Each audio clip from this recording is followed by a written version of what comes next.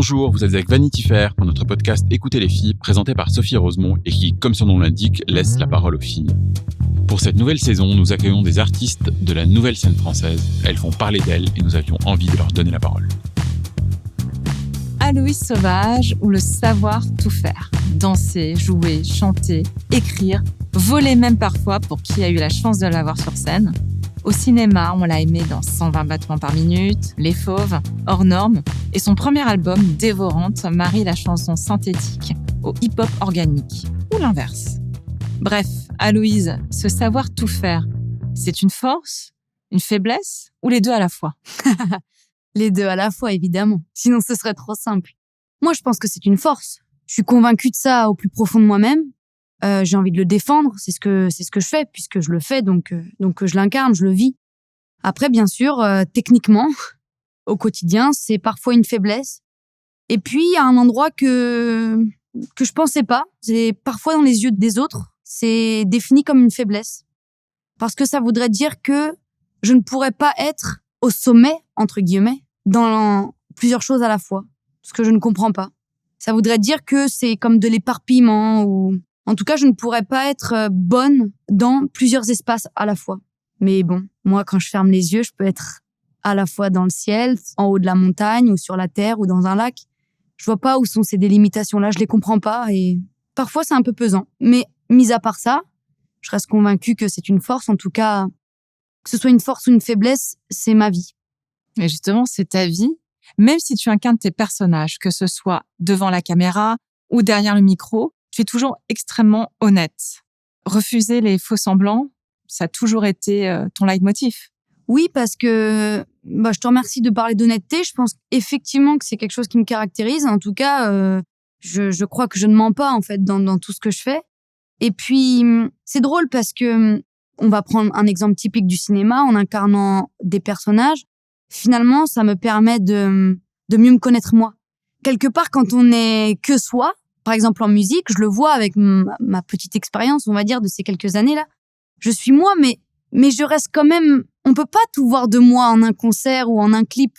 Donc, même en musique, quand on dit que c'est plus sincère que d'incarner des personnages au cinéma, enfin sincère dans le fait que tu te livres plus, je l'entends dans les textes, bien sûr, dans la musique, je le comprends. Mais même là, finalement, que je le veuille ou non, le regard de l'autre va me définir quelque part et va m'orienter ou je vais presque devenir un personnage de moi-même, même en étant la plus sincère possible.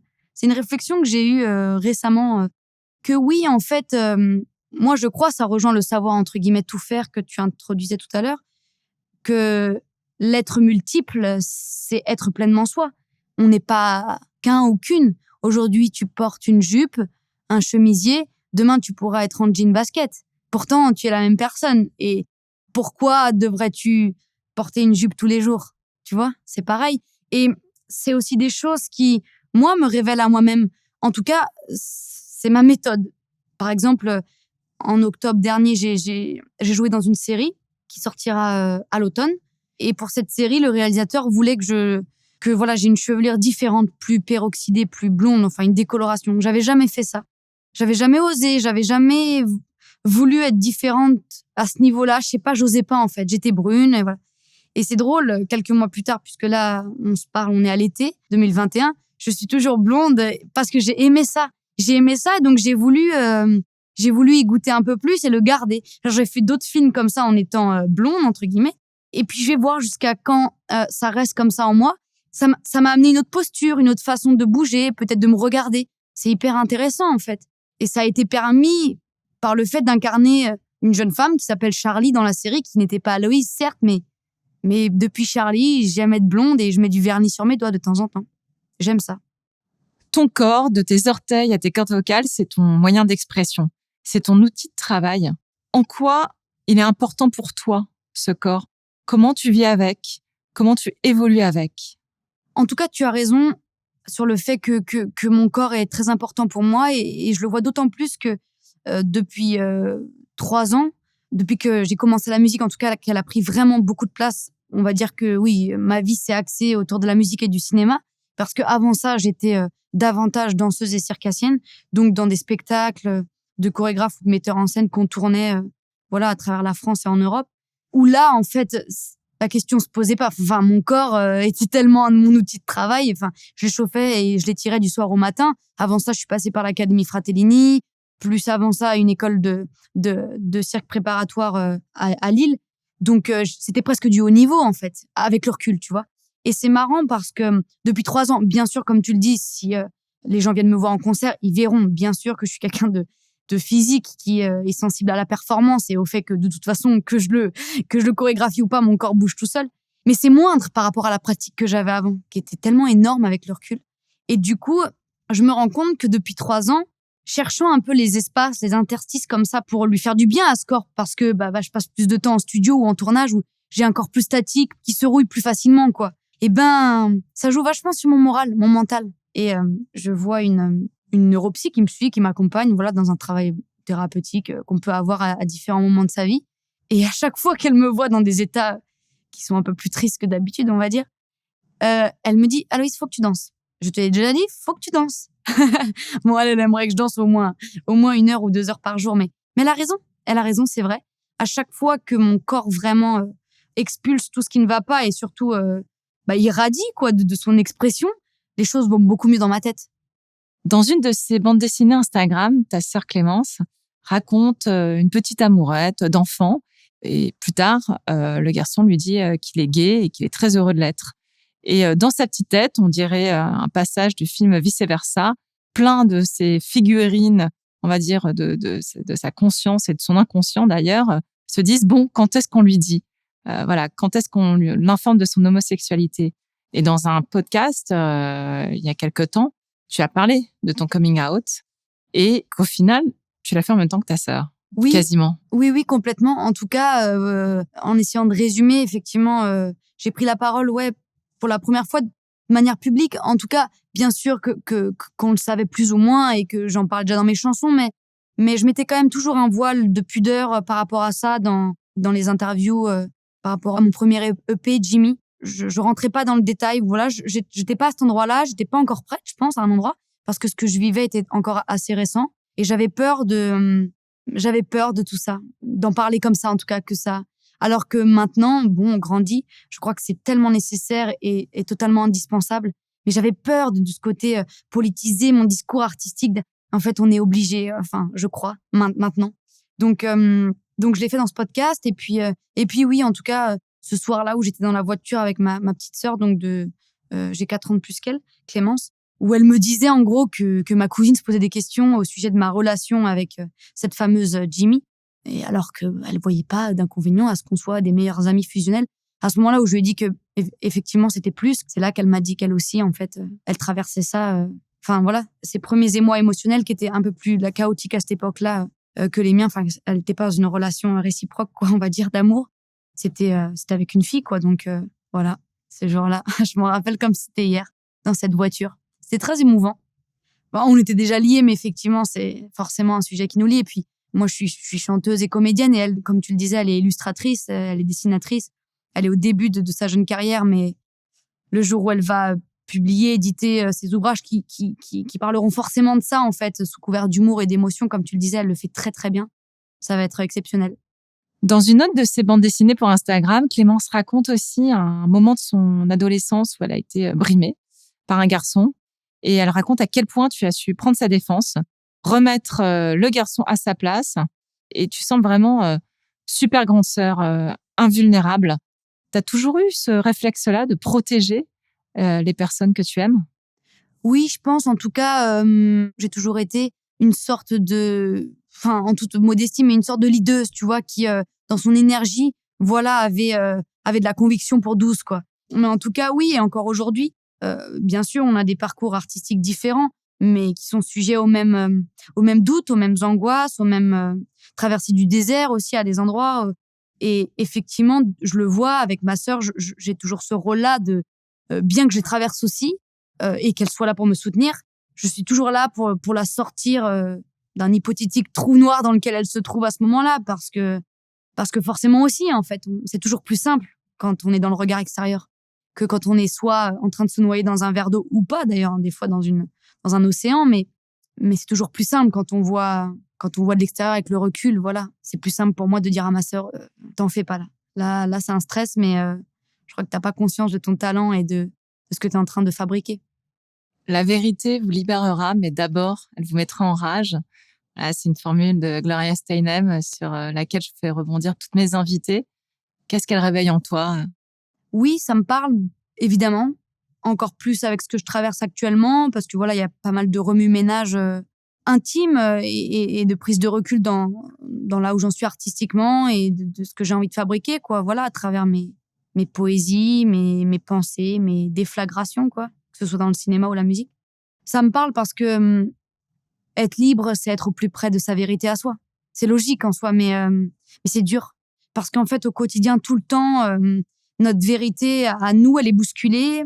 Elle se fait taire par nous, hein, d'ailleurs, hein, parce qu'on n'a pas confiance, parce qu'on l'écoute pas assez, parce qu'on la rend silencieuse. Et voilà, j'ai l'impression qu'en fait, toute notre vie, on essaye en fait de gratter, d'enlever les couches qu'on a accumulées en devenant quelque part adulte et en se confrontant à la société, là, à ce truc, à ce petit monde qu'on s'est tous créé main dans la main de manière plus ou moins consciente. En tout cas, voilà, pour se sentir exister sur Terre, alors que clairement, ça n'a pas de sens et que ça paraît...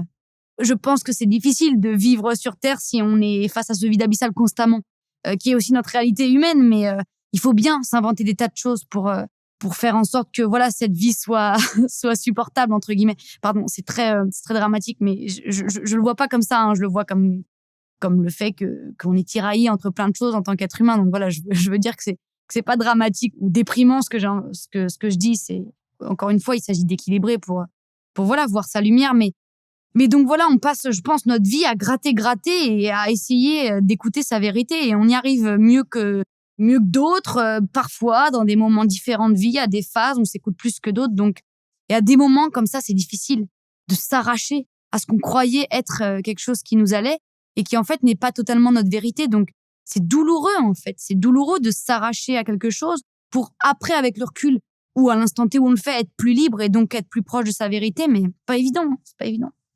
Oui, tout ce que tu dis me fait penser très fort à Connexion, le livre dont tu vas nous lire un extrait de Kate Tempest, qu'on a connu sous le nom de Kate Tempest, chanteuse, performeuse, poète britannique, qui donc maintenant écrit sous le nom de Kay, K-A-E, Tempest. Et c'est un très beau livre qui s'appelle Connexion, qui a récemment été publié chez l'Olivier. Donc tu vas nous lire un extrait. Avec grand plaisir. Et c'est vrai que ça fait écho à ce que j'ai tenté de développer mon cerveau. Mais oui, en tout cas, juste avant de commencer à lire cet extrait qui se situe vraiment à la toute fin de cet essai, de cet ouvrage, je sais pas comment l'appeler, je le conseille vraiment à tout le monde. Ça parle évidemment de création artistique, de connexion, mais surtout, de connexion justement entre les êtres humains, et vraiment, il m'a bouleversée. Ce livre, il m'a fait beaucoup de bien, donc je vous le conseille à tous et à toutes. On ne peut pas tourner rond dans ce monde si on vient d'un autre monde. On ne peut pas tourner rond non plus en se fermant à l'autre. Sinon, on manque d'air, on suffoque, l'essence s'émousse, ce qui peut perturber.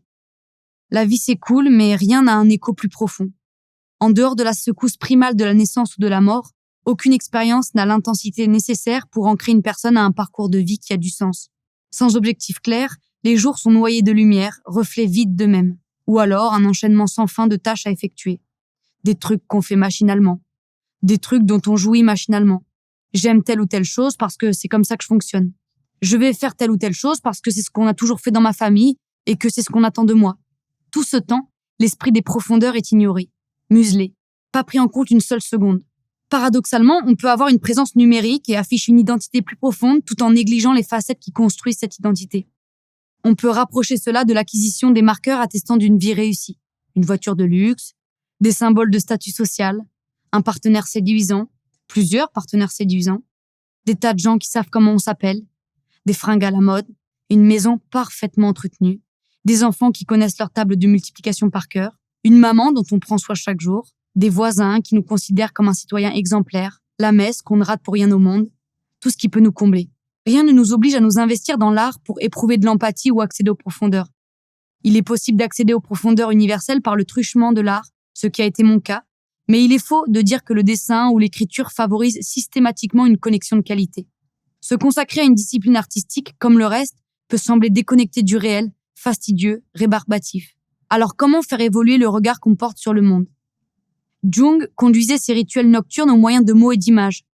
Georgie Yeats préférait la transe et le spiritisme. Mike Tyson fumait de la DMT, une substance psychotrope sécrétée par un crapaud qu'on croise exclusivement dans le désert de Sonora, et sa vie a été métamorphosée par ce qu'il décrit comme la mort de son ego. J'ai réalisé que je n'étais rien. Il conclut ainsi. Sur le moment, j'étais heureux. Il existe de multiples façons d'accéder à une zone qui entre en résonance avec soi. Voilà. Dévorante, c'est le nom de ton album, et c'est aussi ce que sont tes histoires d'amour. Tout à l'heure, on parlait du temps que tu avais mis à parler, à évoquer le fait d'être amoureuse des filles. Aujourd'hui, tu sembles libérée de la crainte du jugement. Et est-ce qu'on peut dire même que tu chemines vers un certain militantisme, sachant que tu feras d'ailleurs partie du jury de la Queer Palm à Cannes? En tout cas, j'accepte d'en être une représentation, puisque c'est ce que je suis.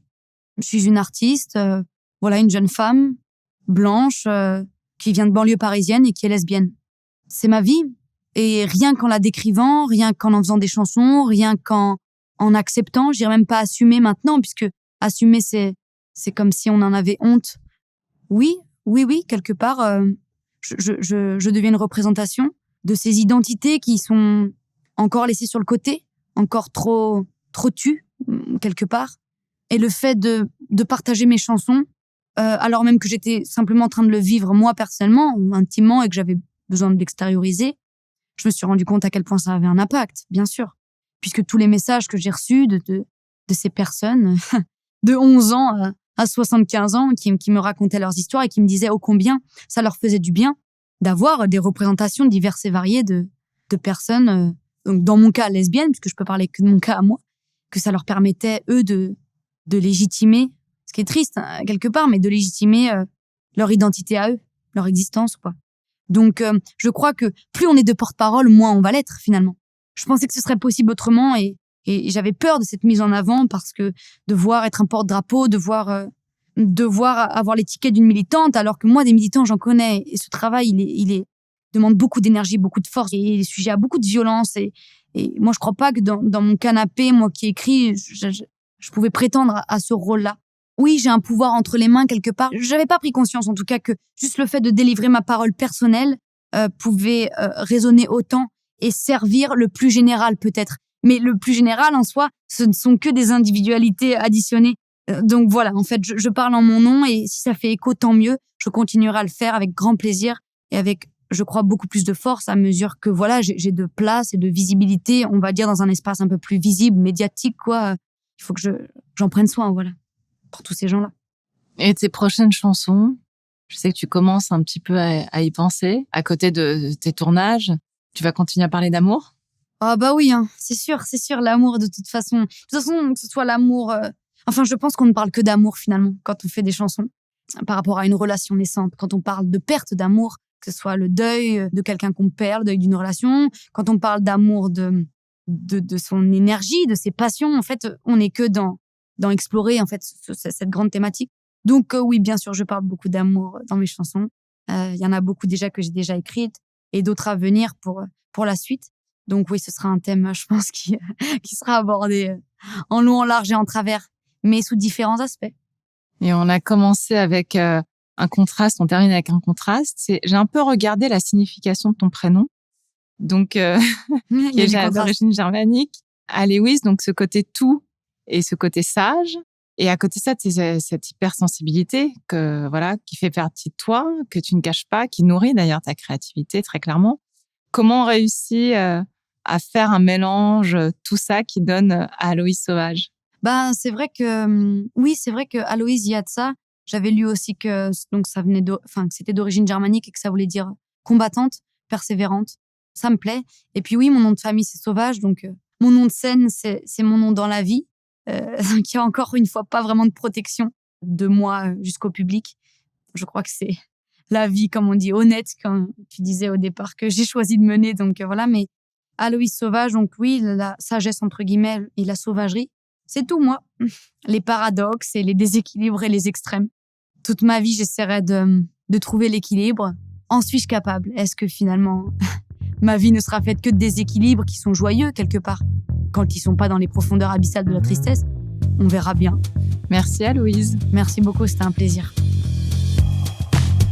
C'était Écoutez les filles, un podcast de Vanity Fair. Retrouvez les autres épisodes de la saison sur toutes nos plateformes et partout où l'on écoute des podcasts.